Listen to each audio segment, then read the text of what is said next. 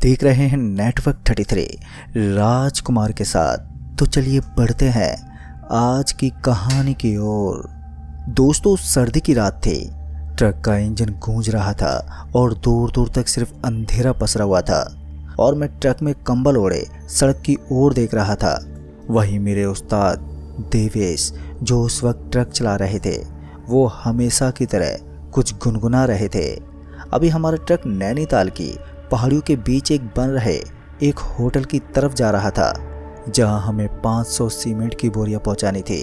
Truck अपनी अधिकतम speed पर चल रहा था। इसी बीच अचानक ही हाईवे पर धुंध पसरने लगी, जिस वजह से उस्ताद को ट्रक की स्पीड स्लो करनी पड़ी। अभी उस्ताद ने ट्रक की स्पीड कम ही की थी कि तभी उस धुंध में से एक परछाई एकाएक ट्रक के सामने आ खड़ी हुई। उस परछाई पर नजर पड़ते ही उस्ताद ने एकदम से ब्रेक लगा दिया। ब्रेक लगते ही उस्ताद बोले, अरे भाई ये कौन है? उस्ताद के ये कहते ही जब मैंने गौर से सामने देखा तो पता चला कि जिसे हम परछाई समझ रहे थे वो असल में एक औरत थी। अभी मैं और उस्ताद ट्रक के सामने खड़ी उस औरत को ही देख रहे थे कि तभी वो औरत चीखते हुए बोली, मेरे बच्चे को बचा लो। पर हैरानी वाली बात तो ये थी कि उसके साथ कोई बच्चा नहीं था। और यही सवाल जब उस्ताद ने उस औरत से किया कि तुम किस बच्चे की बात कर रही हो, तुम्हारे साथ तो कोई बच्चा भी नहीं है। उस्ताद के इस सवाल करते ही वो औरत रो पड़ी। उस औरत को रोता देख उस्ताद उस औरत से बात करने के लिए ट्रक से नीचे उतरे और उनके उतरते ही मैं भी उतर गया। अभी हम दोनों ट्रक से नीचे उतरे थे कि तभी वो धुंध इस कदर बढ़ गया कि कुछ दिखाई नहीं दे रहा था। फिर जब वो धुंध का गुबार छटा तो वहां अब कोई नहीं था सिवाय गहरी खामोशी और अजीब से सन्नाटे के। ये वो पल था जब मेरा दिल किसी अनहोनी को महसूस कर रहा था। जब मैं एक और आने वाले खतरे को लेकर बेहद चिंतित था तो वहीं दूसरी तरफ उस्ताद उस औरत को ढूंढ रहे थे। मैंने उस्ताद से बोला भी कि चलो उस्ताद, यहाँ से निकलते हैं, ये जगह ठीक नहीं है। पर उस्ताद बोले कि तू डर मत, सब ठीक है। खैर कुछ देर के बाद जब उस्ताद को लगा कि वो औरत नहीं मिलेगी तो वो ट्रक में बैठे और फिर हम आगे बढ़ गए। अब हमारा ट्रक हिमाचल के नैनीताल की तरफ बढ़ रहा था। रात के लगभग 3 बज चुके थे। नैनीताल की सड़कें पूरी तरह से सुनसान थी। लोग अपने घर में चैन की नींद ले रहे थे। वहीं दूसरी तरफ मैं और मेरे उस्ताद इस बात को सोचकर आपस में चर्चा कर रहे थे कि जो घटना कुछ देर पहले घटी थी, क्या ये एक मन का भ्रम था या सच में था। अब हम दोनों के मन में ये सब बातें चल रही थी और ट्रक अपनी रफ्तार से बढ़े जा रहा था। तभी अचानक ही ट्रक के बाहर से किसी नवजात बच्चे की रोने की आवाज़ उस सुनसान सड़क पर गूंजने लगी। मैंने ट्रक के बाहर इधर उधर देखा लेकिन वहाँ पर कोई दिखाई नहीं दे रहा था। जब मैंने उस्ताद से रोने वाली बात बोली तो वो भी मुझसे कहने लगे कि कहीं से बच्चे की रोने की आवाज़ आ रही है, जिस वजह से मैं भी बेचैन हूँ कि आखिर ये बच्चे की रोने की आवाज़ आखिर आ कहाँ से रही है। तभी उस्ताद ने अचानक ही ट्रक का ब्रेक लगाया और मुझे ट्रक से उतरने के लिए बोला। उस्ताद की ये बात सुनकर मैं काफ़ी ज़्यादा डर गया था, क्योंकि इतनी सुनसान जगह पर आखिर उस्ताद मुझे ट्रक से क्यों उतरने के लिए बोल रहे थे। जब मैंने उनसे ये सवाल पूछा तो उस्ताद ने बोला, तुम्हें सामने दिखाई नहीं दे रहा है कि सड़क के बीच में कुछ रखा हुआ है, उसे सड़क के किनारे रख दो। मैं ट्रक से उतरकर जब मैं उस सामान के पास पहुंचा तो मैंने देखा कि एक बच्चा कंबल में लिपटा हुआ था।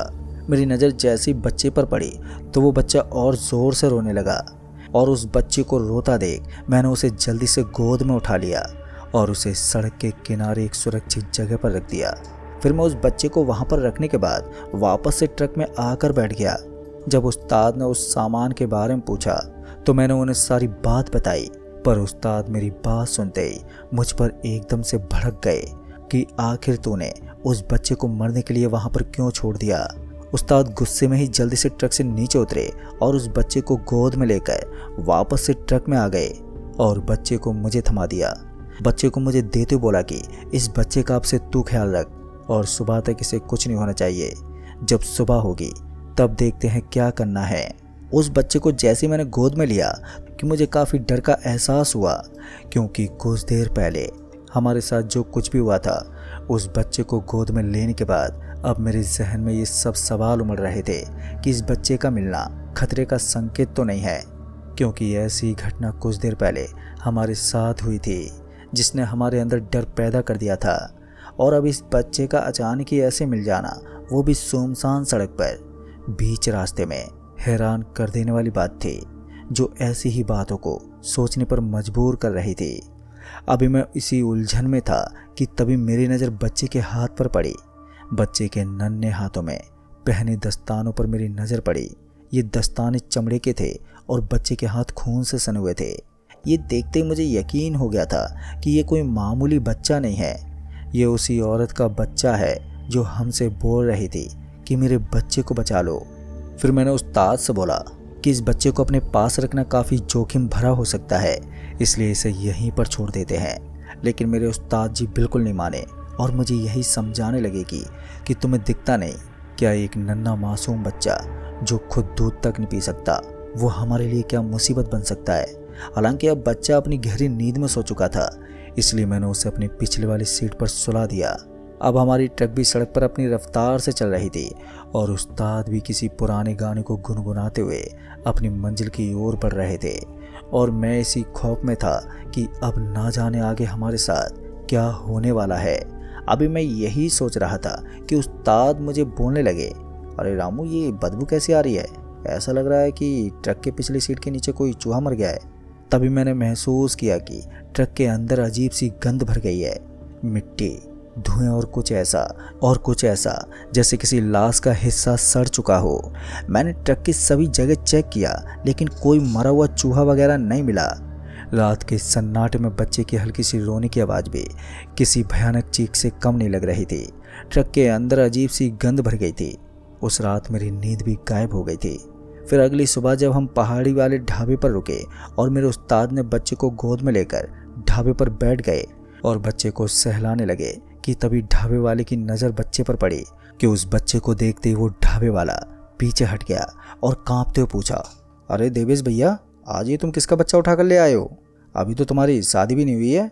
तभी मेरे उस्ताद ने बोला कि ये मुझे रास्ते में बीच सड़क पर मिला, शायद किसी ने इसे सड़क पर मरता हुआ छोड़ दिया था।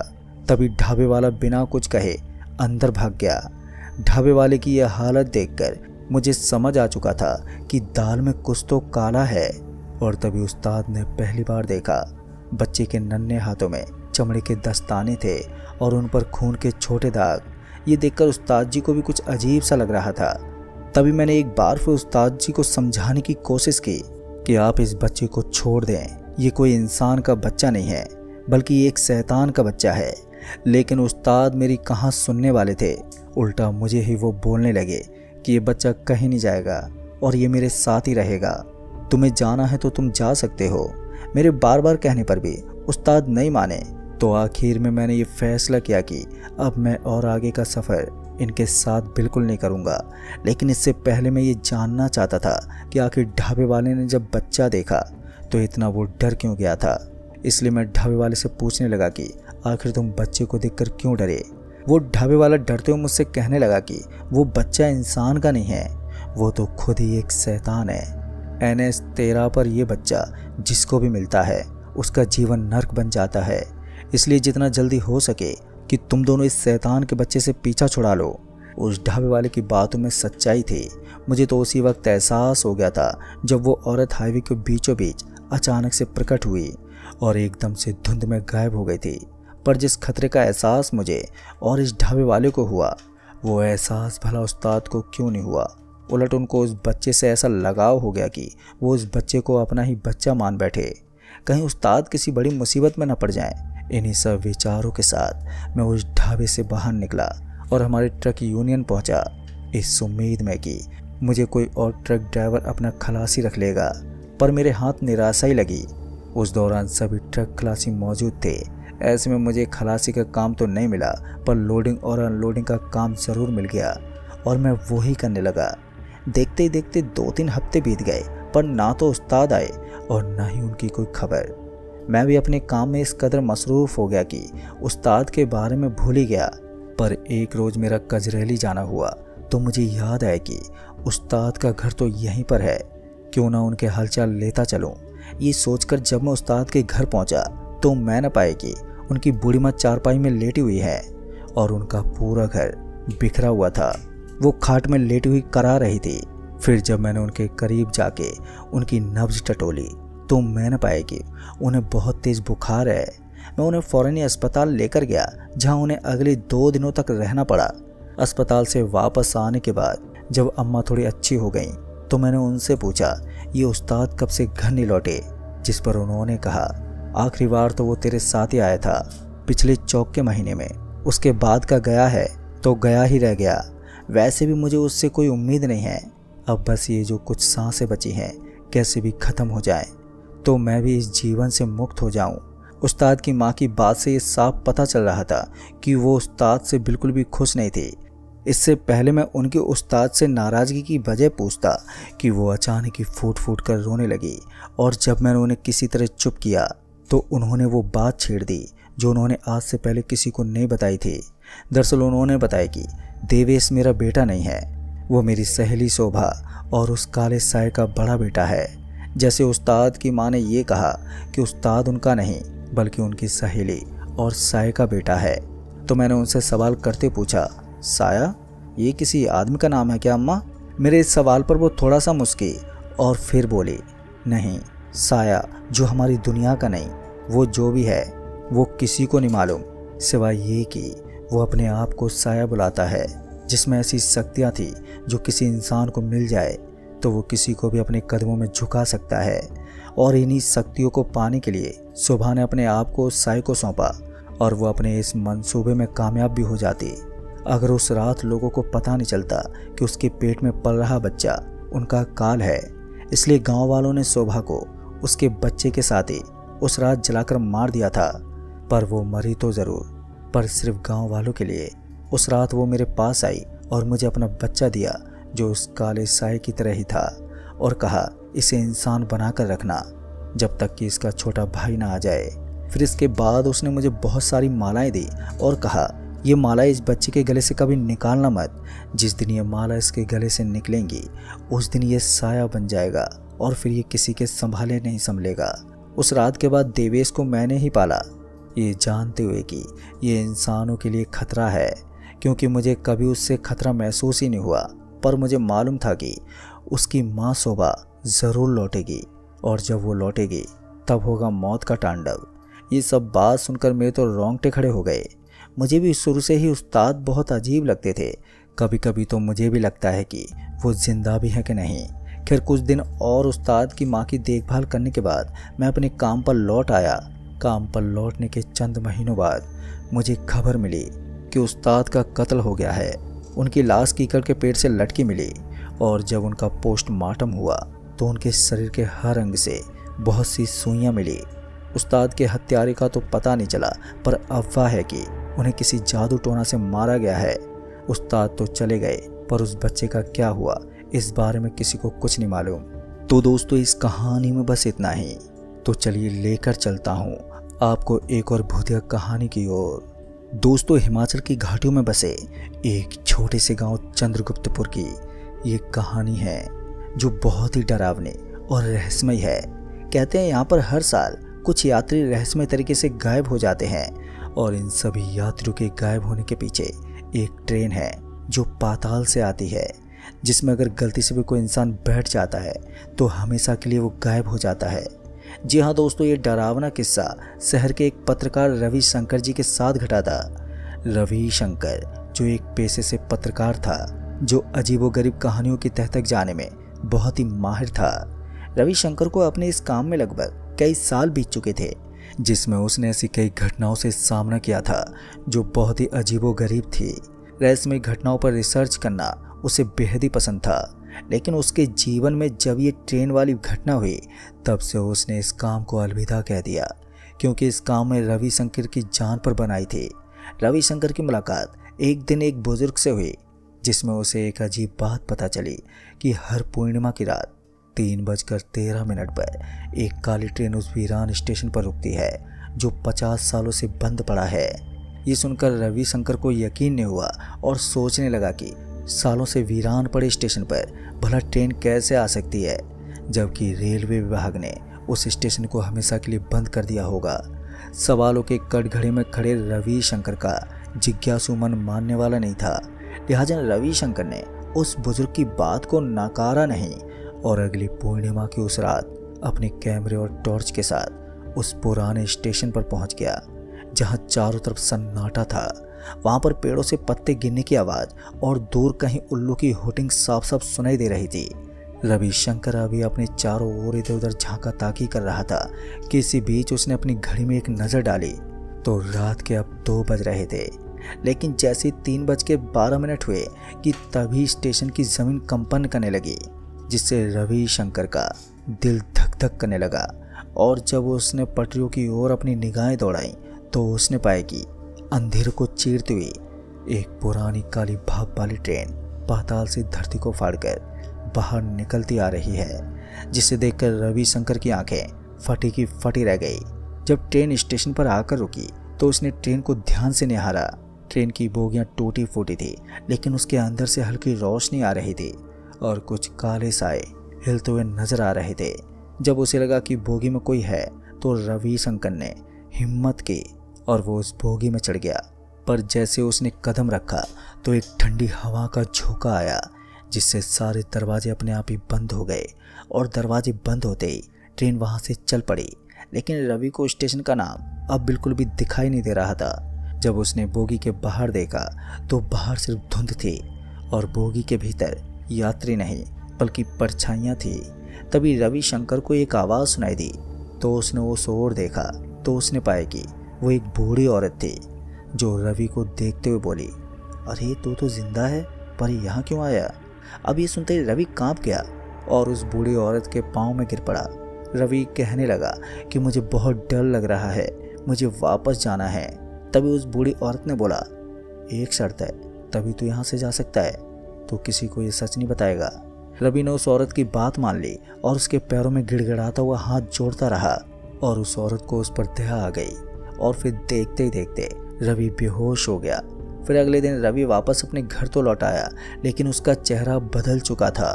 ना उसकी नींद पूरी होती और ना ही उसकी आंखें टिकती। और जब भी कोई उससे उस ट्रेन के बारे में पूछता तो वो बस एक ही बात कहता कि वो ट्रेन अब मुझे हर रात बुलाती है, एक दिन मैं फिर चढ़ जाऊंगा। अब रवि के साथ ऐसे कुछ हफ्ते बीत चुके थे। रवि अब पहले जैसा नहीं रहा था। वो ठीक से बात तक नहीं करता, रात को नींद में बड़बड़ाता रहता और अक्सर खिड़की से दूर पहाड़ियों की ओर देखता रहता। उसने खाना पीना तक छोड़ दिया था। वो बस एक ही बात बार बार दोहराता, वो मुझे फिर से बुला रही है, उसकी सीटी गूंज रही है।